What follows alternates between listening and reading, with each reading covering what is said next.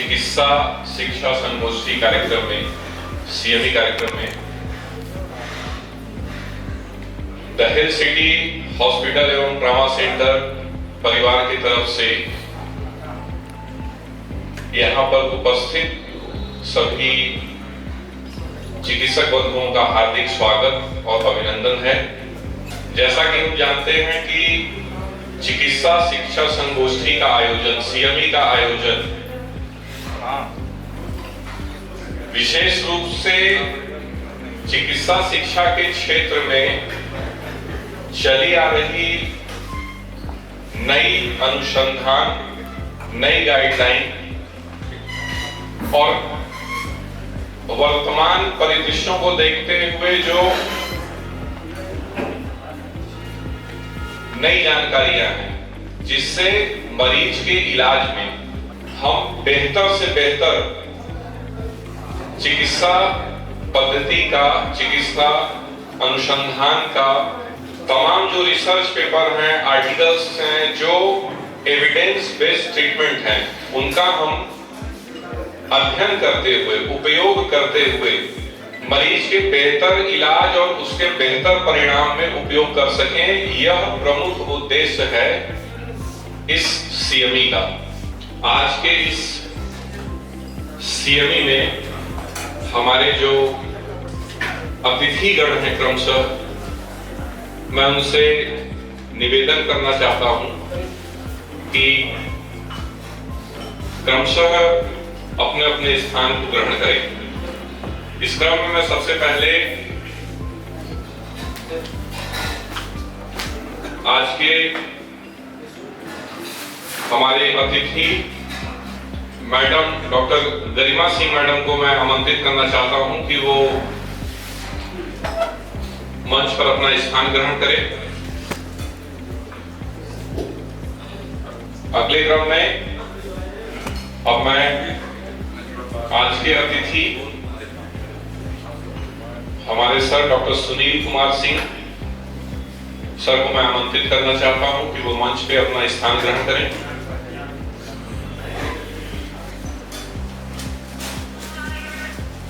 इसी क्रम में मैं डॉक्टर विकास कुमार सर से निवेदन करता हूं कि वो मंच पे अपना स्थान ग्रहण करें।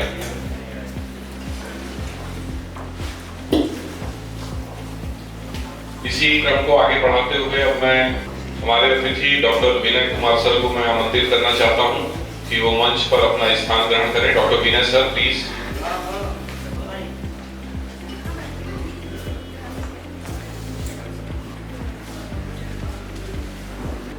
अगली पंक्ति में मैं अपने गुरु डॉक्टर राकेश सर से निवेदन करता हूं कि वो मंच पे अपना स्थान ग्रहण करें।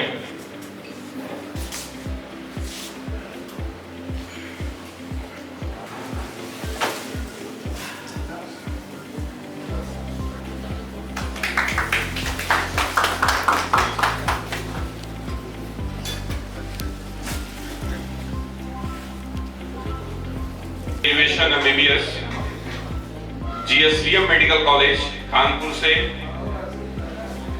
DGO Maulana Azad medical college new Delhi से किया है। इसके साथ साथ आपने आईसीएमआर में फेलोशिप ली है और एक सबसे बड़ी विशेषता ह्यूमन पैपिलोमा वायरस पे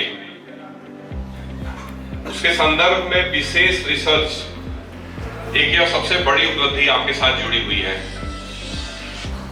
काशी और उसके साथ साथ द हिल सिटी परिवार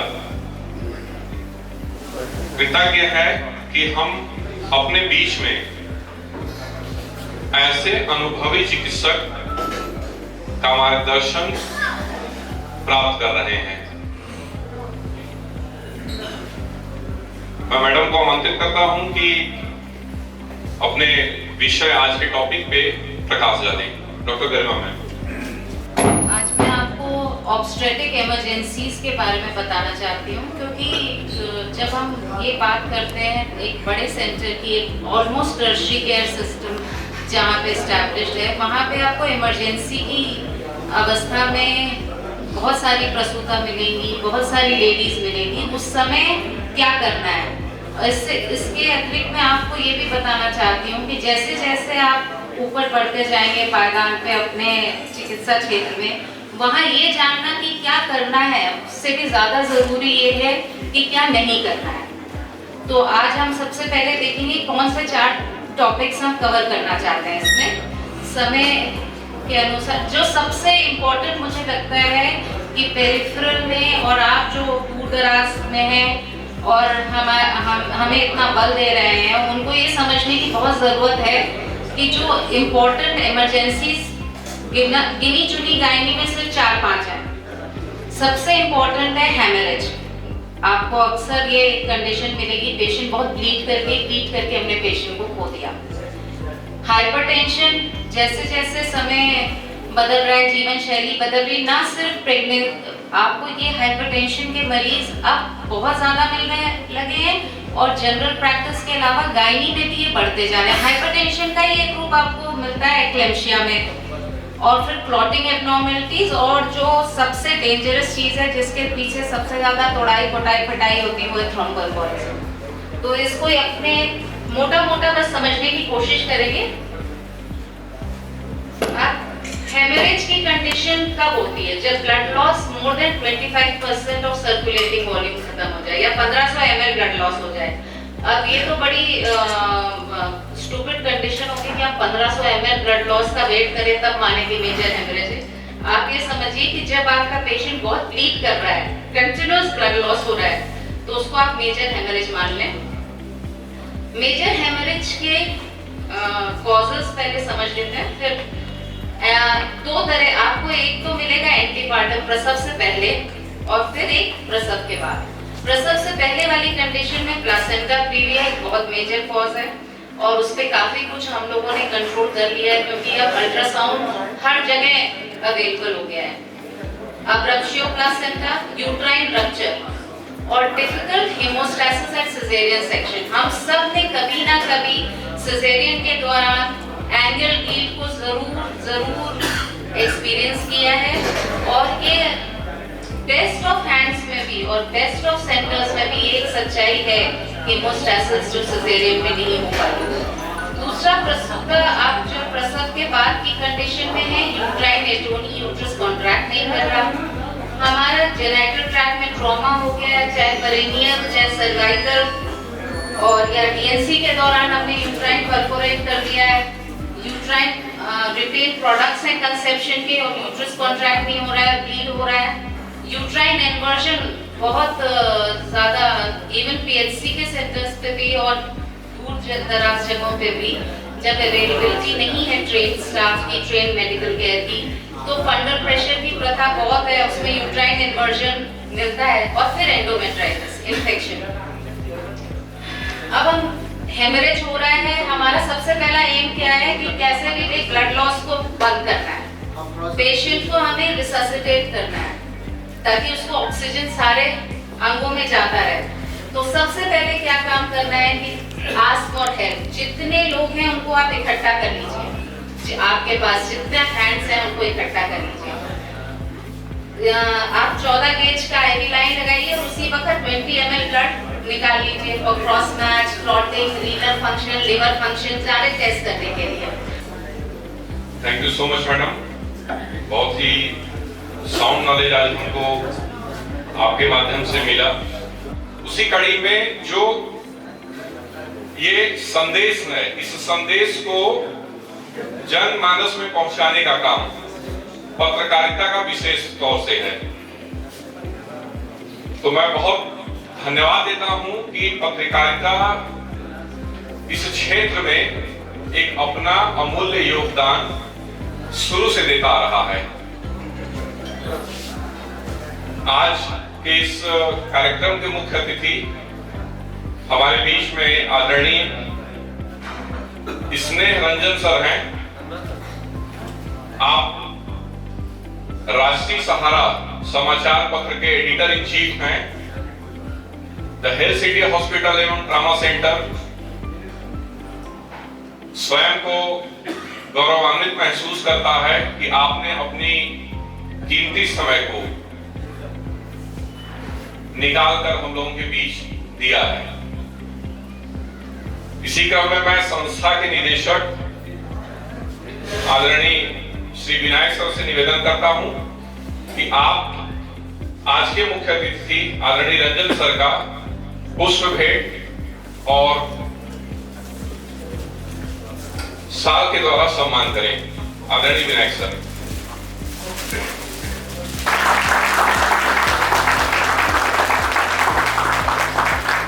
सभागार में उपस्थित सभी चिकित्सकों का मैं विनायक उपाध्याय निदेशक हेल्थ सिटी सभी का स्वागत करता हूं और धन्यवाद देता हूं कि आपने अपना बहुत कीमती समय निकाला और हमारे बीच में। ये हम लोगों का सौभाग्य है कि आज इस कार्यक्रम में आदरणीय श्री रंजन जी ने अपना कीमती समय निकाला और मुझे विश्वास है कि आपकी गरिमामय उपस्थिति निश्चित रूप से हमें कुछ ना कुछ मार्गदर्शन करके जाएगी। आपका समय समय पे हम लोग का जो स्नेह बरसता रहता है, ये क्षण भी उसी का जो है, ये क्षण भी उससे अछूता नहीं रहा।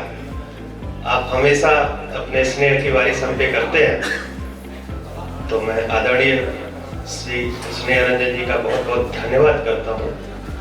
आप जो भी आप लोग हेल्थ सिटी हॉस्पिटल आए होंगे वो निश्चित रूप से डॉक्टर प्रशांत पांडे जी से परिचित होंगे। आप में से कुछ लोग ऐसे हैं जो ना आए हो, तो उनके लिए मैं बताना चाहूँगा कि डॉक्टर प्रशांत पांडे MD मेडिसिन, आपने SRK यूनिवर्सिटी भोपाल से MD मेडिसिन करने के बाद विभिन्न हॉस्पिटल्स में, मेट्रो सिटीज के हॉस्पिटल्स में अपनी सेवाएं देते हुए द हेल्थ सिटी हॉस्पिटल के एक पिलर के रूप में, एक मजबूत स्तंभ के रूप में हमारे साथ में है। जब भी कोई पेशेंट आता है तो पहला जो इमीडिएट जो इंफॉर्मेशन जाती है डॉक्टर प्रशांत पांडे जी के पास जाती है और वो उसका मैनेजमेंट शुरू करते हैं। बाकी फिर जो जिस कंसल्टेंट की जरूरत होती है उनसे बात करके और उनकी उपलब्धता के अनुसार होता है। Doctor Pande preventive cardiology, diabetes management एवं एक्यूट क्रिटिकल केयर में दक्षता हासिल किए हुए हैं। इन्होंने अपने विभिन्न शैक्षिक संस्थानों से ज्ञान अर्जित करते हुए और आज मुझे ये बहुत बताते हुए हर्ष हो रहा है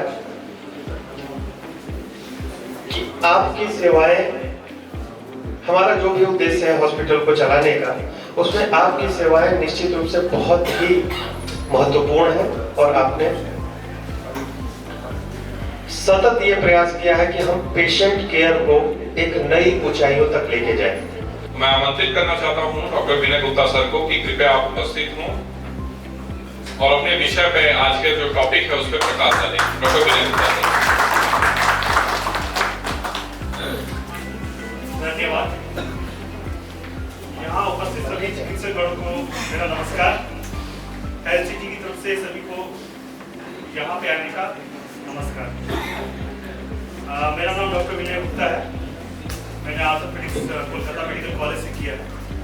ऑर्थोपेडिक्स में ट्रॉमा, हड्डी के केसेस में आप लोग प्लास्टर और ऑपरेशन से मोटा मोटी सभी लोग परिचित हैं।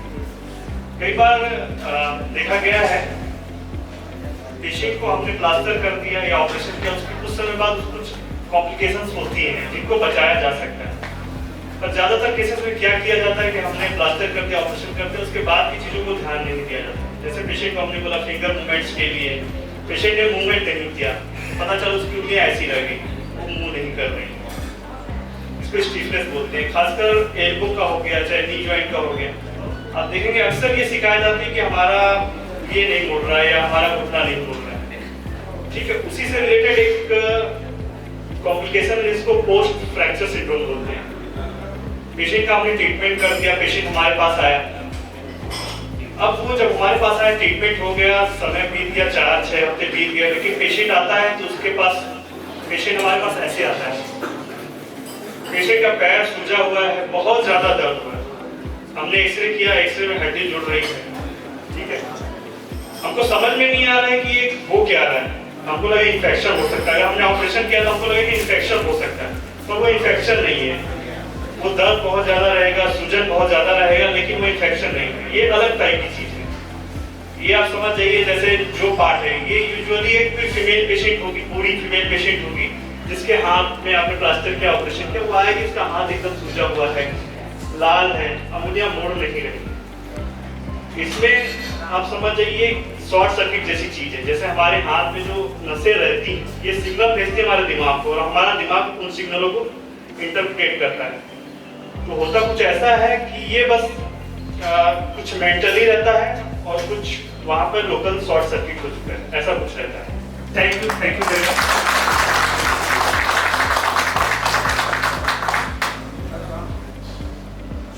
यंग एवं डायनेमिक यूरोसर्जन डॉक्टर विकास कुमार सर को, जो अपनी सेवाएं द हिल सिटी हॉस्पिटल एवं ट्रॉमा सेंटर में दे रहे हैं, उनको आमंत्रित करना चाहता हूं। आज वो हम सबके बीच अपने विषय मैनेजमेंट ऑफ यूरिनरी रिटेंशन को प्रस्तुत करेंगे।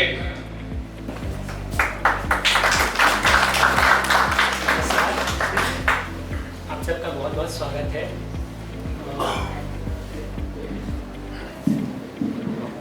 यूरिन रिटेंशन, मैं इसके बारे में बात करने जा रहा हूँ क्योंकि एक सबसे कॉमन यूरोलॉजिकल इमरजेंसी है ये।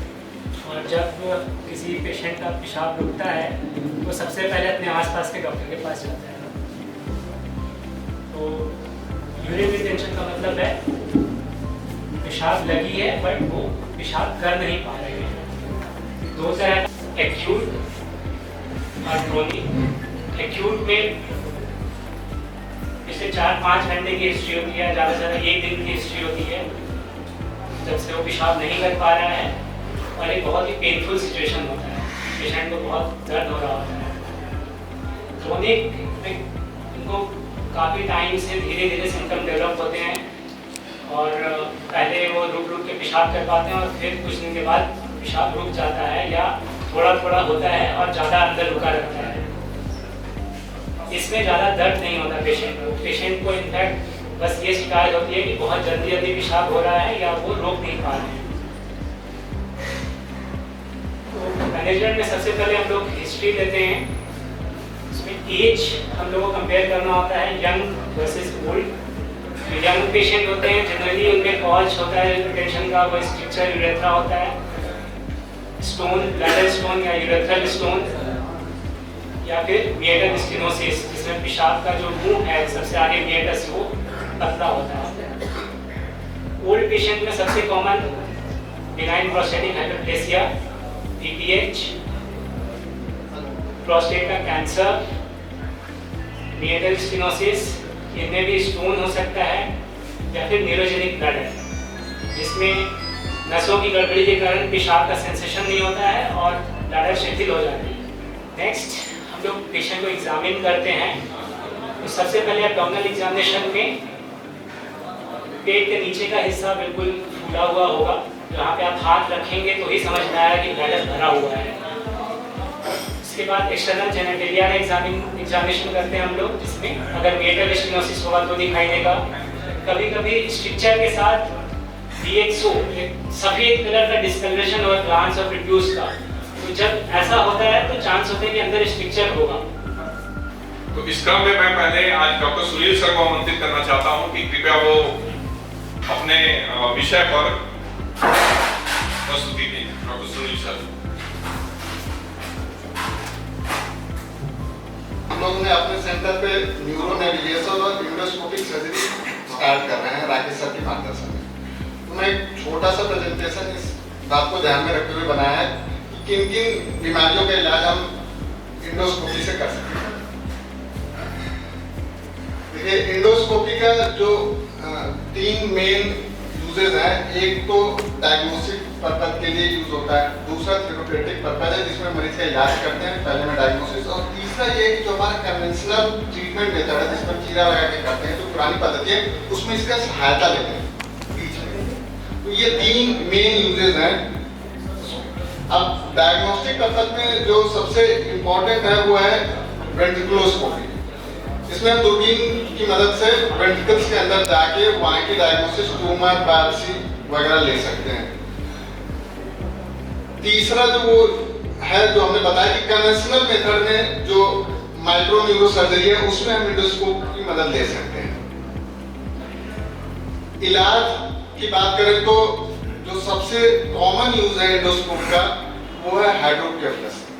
ऑब्स्ट्रक्टेड हाइड्रोकेफलस में एंडोस्कोपिक थर्ड वेंट्रिकुलोस्टमी जो है की जा सकती है। उसके अलावा पिट्यूटरी की सर्जरी में एंडोस्कोपी बहुत ही अच्छा माध्यम है। Colloid cyst in the ventricle तीसरा माध्यम जिसमें एंडोस्कोपी बहुत ही मददगार है। उसके अलावा जो कुछ अनकॉमन मेथड है जिसमें anterior skull meningioma and CSF rhinorrhoea. Advantages of endoscopic third ventriculostomy में जो सबसे बड़ा एडवांटेज है कि थेराप्यूटिक प्रोसीजर जिसमें हम सीएसएफ को डाइवर्ट करते हैं, उसके अलावा हम वहां पे अगर कोई पैथोलॉजी है तो उसकी बायोप्सी भी कर सकते हैं। जो ट्रेडिशनल शंट मेथड है उसकी तुलना में एंडोस्कोपिक प्रोसीजर में इंफेक्शन के चांसेस बहुत कम हो जाते हैं। ब्रेन ट्यूमर जो शंट के माध्यम से पेट में चला जाता है उसका इससे बहुत चांसेस खत्म हो जाते हैं, नहीं होते हैं, जो कि शंट में उसके चांसेस रहते हैं। हर्निएशन के रिस्क खत्म हो जाते हैं। और जो मैं पहले भी बता चुका हूं कि कई ट्यूमर्स ऐसे हैं जिसमें कि हमको डेफिनेटिव ट्रीटमेंट नहीं कर सकते, उसमें सीएसएफ डाइवर्जन ही प्रोसीजर है, उसमें ये बहुत हेल्पफुल है। इन पिट्यूटरी सर्जरी इसमें सबसे जो हेल्प है वो है एंडोस्कोप से हमको बहुत वाइड व्यू मिलता है जिससे कि complete removal of tumour and decompression में बहुत हेल्प मिलती है। और सबसे बड़ी बात इंसिजन कोई नहीं लगता है। ये थी क्रेनियल सर्जरी। और स्पाइन सर्जरी में बात करें तो जो सबसे कॉमन सर्जरी है वो डिस्क की सर्जरी है। Central disc, foraminal, extraforaminal disc, lumbar canal stenosis and टीगर कॉर्ड सिंड्रोम। एडवांटेजेस क्या है इसमें? सबसे बड़ा तो एडवांटेज जो है जो मरीज के प्रोस्पेक्ट में है, स्मॉल इंसिजन। ज्यादातर मरीज इस बात से बहुत चिंतित रहते हैं कि कितने टाके लगे, वो ऑपरेशन की गंभीरता को इसी बात से आते हैं। तो इस वजह से और कई लोग इस बात से सर्जरी भी नहीं कराते हैं डर से, उसमें ये बहुत हेल्पफुल है। इसमें बहुत छोटा 2.5 सेंटीमीटर का इंसिजन लगता है। सब ट्रॉमा मस्कुलर और बोनी ट्रॉमा बहुत कम होता है, तो मरीज को अर्ली इंप्रूवमेंट कन्वेंशनल मेथड में भी उतना ही इंप्रूवमेंट होता है, लेकिन अर्ली इंप्रूवमेंट इसमें बहुत अच्छा मिलता है। पोस्ट ऑपरेटिव पेन कम होता है तो मरीज जल्दी से चलने फिरने लगता है, छुट्टी बहुत जल्दी हो जाती है, अपने काम को जल्दी शुरू कर सकता है और इन्फेक्शन के चांसेस बहुत कम हो जाते हैं। ये एक्चुअल में बहुत ही कॉस्टली अफेयर है, लेकिन चूंकि विनायक सर ने बोला है, जो राकेश सर का जो लक्ष्य है कि बनारस में जो सबसे बेस्ट न्यूरो सर्जरी सेंटर बनाने का, उसकी तरफ बढ़ता हुआ एक कदम है न्यूरो नेविगेशन और एंडोस्कोपी, वो हम लोग स्टार्ट कर रहे हैं। ये बस जो मैं पहले भी बात बता चुका हूँ कि बहुत छोटा चीरा लगता है तो मरीज को, और जो पिट्यूटरी सर्जरी उसमें तो कोई चीरा ही नहीं लगता है, तो इन सब बातों से थोड़ा मरीज कन्विंस जल्दी हो जाता है। ऑपरेशन की गंभीरता कम नहीं होती लेकिन वो कन्विंस हो जाता है। और सबसे बड़ी बात कि देखिए क्या है ना कि हमको चीरा लगा के आता है, मरीज को नहीं चाहता है। तो ये होलिस्टिक ट्रीटमेंट जो ऑप्शन है वो हम प्रोवाइड कर रहे हैं कि आपके पास ये भी ऑप्शन है, ये भी ऑप्शन है, आप उसमें से चूज करें। तो उस कदम, उस तरफ ये बढ़ता हुआ एक कदम है। धन्यवाद। आज की सीएमए में अपना कीमती वक्त निकालने के लिए हार्दिक अभिनंदन देता हूं। टॉपिक को अगर ध्यान से पढ़ें तो न्यूरो नेविगेशन, नेविगेशन वर्ड हमारे ख्याल से अधिकतर लोग जानते हैं, सभी के मोबाइल में यूज होता है, उससे बस केवल न्यूरो जुड़ा हुआ है। तो जैसे हमें अगर सीएमओ ऑफिस जाना हो और कोई नहीं जानता हो कि वहाँ कैसे जाना है, पता पहली बार जानता है, तो गूगल में मैप इंटरनेट पर डाउनलोड किया रखा है। गूगल ने आपको अपने एड्रेस टाइप करना है CMO ऑफिस वाराणसी। आपकी जहाँ से लोकेशन है वो इंटरनेट से कैच होती है। रास्ता आपका जो सबसे इजी शॉर्टेस्ट वे होता है, बिना भटके कम समय में बिना किसी से पूछे सीधे आप CMO ऑफिस के गेट तक पहुँच सकते हैं। ये जो नेविगेशन की टेक्निक आई है, ये ब्रेन में भी ऐसे ही होता है। जब हम ब्रेन खोलते हैं तो हमें एक्चुअली हमारा जो डिजायर्ड लोकेशन है, जैसे उसको कंपेयर करें ट्यूमर को CMO ऑफिस से, तो वो जब हम अंदर घुसते हैं तो वो चीज़ें फिर हमें रियल टाइम नहीं पता होती है कि मौके पर हमें पहुंचना कहाँ पे है। वो कंफ्यूजन बहुत ढेर सारी क्रिएट करती है। इसके लिए कुछ ऐसी नेविगेशन टेक्निक ब्रेन में डेवलप की गई। हम लोगों ने ये टेक्निक अभी पिछले कुछ सालों से हायर इंस्टीट्यूट में धीरे धीरे पॉपुलैरिटी गेन कर रही है। इस टेक्निक को हम लोगों ने बनारस में भी स्टार्ट किया रिसेंटली, और एक केस पिट्यूटरी ट्यूमर इस टेक्निक से ऑपरेट किया। तो इसमें जो गूगल का जो मैप होता है हमारे मोबाइल में इनबिल्ट, उसको हम लोग एक CT के जरिए उसको अपने सिस्टम में इनबिल्ट कर लेते हैं, और वो CT स्कैन हमें ड्यूरिंग सर्जरी एक प्रोब के जरिए गाइड करता है ट्यूमर के पूरे डायमेंशन और उसके एड्रेस तक पहुंचने में और कंप्लीट ट्यूमर के रिमूवल में। इसमें नॉर्मल जो टेक्निक है उसकी अपेक्षा सेफ्टी कई गुना बढ़ जाती है। तो बेस्ट एडवांटेज नेविगेशन टेक्निक का न्यूरो सर्जरी में सेफ्टी से रिलेशन है, क्योंकि न्यूरो सर्जरी में सेफ्टी सबसे बड़ा कंसर्न होता है सभी के लिए। एक मिडिल एज पेशेंट था जो पिट्यूटरी ट्यूमर से पीड़ित है। आंखों की रोशनी इनकी धीरे धीरे कम होती जा रही थी। एक बड़ा सा ट्यूमर हम लोग यहाँ देख सकते हैं। ये स्फेनॉइड साइनस बिल्कुल ब्रेन के सेंटर में होता है। ट्यूमर यहाँ पे बहुत अच्छे से विजुलाइज हो रहा है। अब हम बिना भटके कहीं भी रास्ते से सीधे नाक के रास्ते से इस ट्यूमर तक हमें पहुँचना है। अगर भटके हम तो दोनों तरफ अगल बगल कैरोटिड आर्टरीज होती हैं। अगर आप भटके तो कैरोटिड आर्टरी को इंजरी होने बहुत ज़्यादा संभावना रहती है, जिसकी वजह से पेशेंट को बहुत ही खतरनाक कॉम्प्लिकेशन हो सकता है, जिसमें इंट्रा ऑपरेटिव डेथ तक हो सकती है। हमने इस न्यूरो नेविगेशन टेक्निक से पहली बार इस सर्जरी को लगभग कोरोना काल जब अपने अंतिम फेज में था उस समय हमने परफॉर्म किया। उसके बाद हमने इस टेक्निक से लगभग 4 केसेस किए और सभी में रिजल्ट काफ़ी अच्छे रहे। ये जो इनहैंस CT स्कैन है उसी पेशेंट का जहाँ पे ट्यूमर दिख रहा है इसका बेस पर है। एनेस्थीसिया प्रोसीजर के दौरान की पिक्चर है। एक स्पेशल एक जैसे मोबाइल में हमारे सिग्नल कैच करने के लिए कुछ एंटीना जो होते हैं, वैसे पेशेंट के फोरहेड पर एक एंटीना लगाया जाता है। ये एक एंटीना जो है ये सिग्नल जो नेविगेशन के दौरान कैच करने के लिए ये हमारी हेल्प करता है।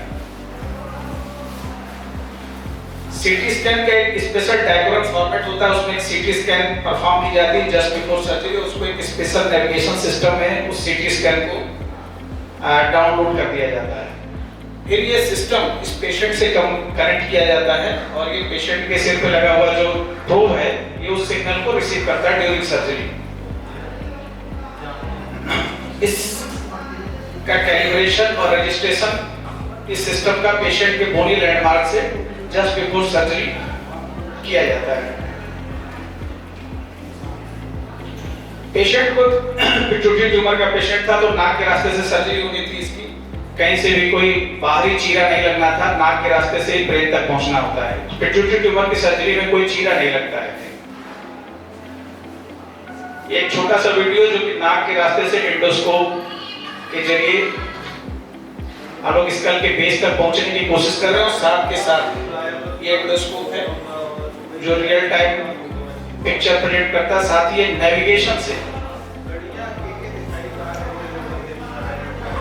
कोरिलेट करता है।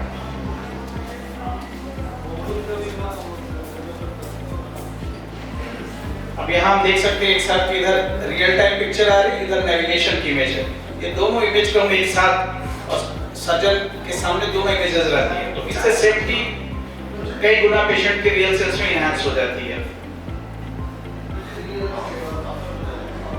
एक और छोटी सी वीडियो, ये 3 dimensional picture X Y Z तीनों प्लेन में हम अप्रोच करते हैं जब प्रोब के साथ, तो नाक के रास्ते कहाँ ट्रेजेक्टरी जा रही है रियल टाइम में ड्यूरिंग सर्जरी हमें अपनी स्थिति का एहसास होता है कि सर्जन की जो इंस्ट्रूमेंट्स हैं उनकी एक्चुअल लोकेशन ड्यूरिंग सर्जरी कहाँ पर है। ये केवल और केवल नेविगेशन के माध्यम से ही पॉसिबल है। इस वीडियो को मैं एक बार फिर से दिखाना चाहूंगा क्योंकि ये हमें तीनों प्लेन में एक साथ अपने टारगेट तक पहुंचाने में हेल्प करता है। all three pictures. This is 3D reconstruction and all three planes, XYZ plane. तो टारगेट हमारा बिल्कुल एक्यूरेटली हिट होता है इससे, और हमें उसके सराउंडिंग स्ट्रक्चर से उस ट्यूमर का रिलेशन भी बहुत क्लोजली ऑब्जर्व होता है ड्यूरिंग सर्जरी। तो टेक्निक का सबसे बड़ा एडवांटेज अल्टीमेटली सेफ्टी पेशेंट की।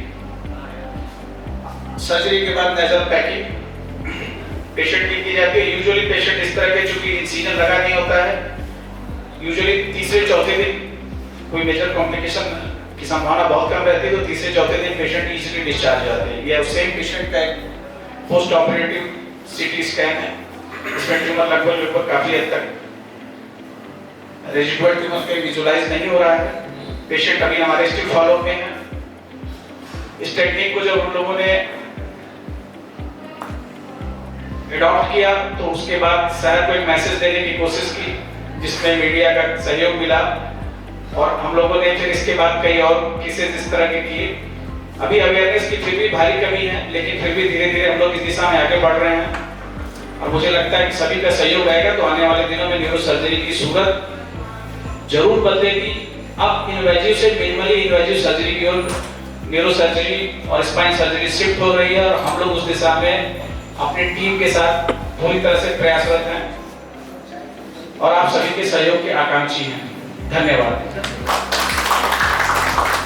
मैं अपने बीच उपस्थित हमारे सबसे विशिष्ट अतिथि डॉक्टर वीबी सिंह सीएमओ वाराणसी सर को आमंत्रित करता हूं। सर हमें अपने बच्चों से आशीर्वाद प्रदान करें। Sir please. यहाँ पर उपस्थित सभी विशिष्ट आज के इस कार्यक्रम में जो है city hospital and trauma centre Rakesh Singh द्वारा इस एयरपोर्ट रोड पर बुलाया जा रहा है। ये मैं जानता हूँ कि इनका यूनिवर्सिटी हॉस्पिटल जो पहाड़िया रोड पे था काफ़ी सक्सेसफुली कर रहे हैं, और अपने इस एरिया के लोगों के लिए या इस सड़क पे जितने हमारे ईस्टर्न यूपी के लोग हैं सबको लाभान्वित करते रहेंगे। और डॉक्टर साहब बहुत ही यंग है और अपने विधा के काफ़ी माहिर है, तो ईस्टर्न यूपी की जो सुपर स्पेशलाइज्ड सर्विसेज आप देते रहे। डॉक्टर राकेश सिंह नहीं मिले थे मुझे, या मेरी मुलाकात नहीं हुई थी, तो मेरे अनुभव कुछ बहुत अच्छे नहीं थे। इन सेंस कि जो नर्सिंग होम्स के एटीट्यूड्स होते हैं, जो डॉक्टर्स के अपने प्राइवेट में एटीट्यूड्स, इवन सरकारी अस्पतालों में भी जो डॉक्टर्स के एटीट्यूड होते हैं, तो मैं कुछ परेशान हाल इनसे मिला डॉक्टर साहब से, और मैंने कहा कि ये समस्या है, तो उन्होंने कहा कि नहीं कुछ नहीं, आप देख लीजिए इसमें, और बड़ी ही आसानी के साथ उन्होंने उसका समाधान किया। दूसरा अनुभव मेरा ये है कि अभी साल भर पहले की बात होगी डॉक्टर साहब से मुझे कि किसी कारणवश मुझे आईसीयू में जाना पड़ गया, और मैं लगातार ये सोचता रहता था कि क्या होगा। मेरे सामने बहुत बड़े बड़े काम थे उस समय, तो फिर बाद में मन में ख्याल आता था कि चलो कोई बात नहीं, डॉक्टर राकेश सिंह है ना, तो ये जो मरीज और डॉक्टर के बीच के विश्वास का जो रिश्ता है ये बना रहना चाहिए। ये बहुत बड़ी उपलब्धि है। जो पूर्वांचल का इलाका है बड़ा गरीब इलाका है, आज भी अगर आप पॉवर्टी इंडेक्स पे लगाएंगे उसको तो ये बहुत ही नीचे बड़ा गरीब इलाका है, पश्चिमी बिहार और पूर्वांचल का इलाका। इसमें आप अपनी बेहतर से बेहतर क्या सेवाएं दे सकते हैं, और बेहतर सेवाओं में आप मदद के दृष्टिकोण से क्या सेवाएं दे सकते हैं, इसको भी आप एक्सप्लोर कीजिएगा। और बाकी मैं क्या कहूँ, मैं मेडिकल की कोई बात तो जानता नहीं, लेकिन इतना जरूर जानता हूँ कि जब कोई परेशान हाल आदमी आता है और डॉक्टर को देख करके वो आधा ठीक हो जाए, तो उसी को सफल डॉक्टर मानता हूँ, और डॉक्टर राकेश सिंह में वो सारी खूबियाँ हैं। धन्यवाद। चलते आज का कार्यक्रम उस पड़ाव पे है जिसके बाद फिर हम लोगों को विदा देनी होगी, लेकिन उससे पहले आप सभी चिकित्सक गणों का जो आप अपना कीमती समय निकाल के आए, मैं उसके लिए हार्दिक आभार व्यक्त करना चाहूँगा एलसीटी परिवार की ओर से। विशेष रूप से हमारे मुख्य अतिथि और विशेष अतिथि हमारे सीएमओ सर और श्री स्नेह रंजन जी, आपका जो समय था, आप लोगों ने, मैं जानता हूँ सीएमओ सर का समय बहुत ज़्यादा कीमती था, बहुत ज़्यादा बिजी थे वीडियो कॉन्फ्रेंसिंग के बाद भी, और आप कितने परिश्रम से और कितने भागते हुए आप आए हुए सर, मैं इस बात को महसूस कर सकता हूँ, मैं इसको विजुअलाइज कर सकता हूँ कि आपने कितने टाइट शेड्यूल में से, और ये शायद आपका स्नेह ही था हम लोगों के लिए जो आपको यहाँ तक खींच के ले आए। मैं इसी के साथ अपनी वाणी को विराम दूंगा।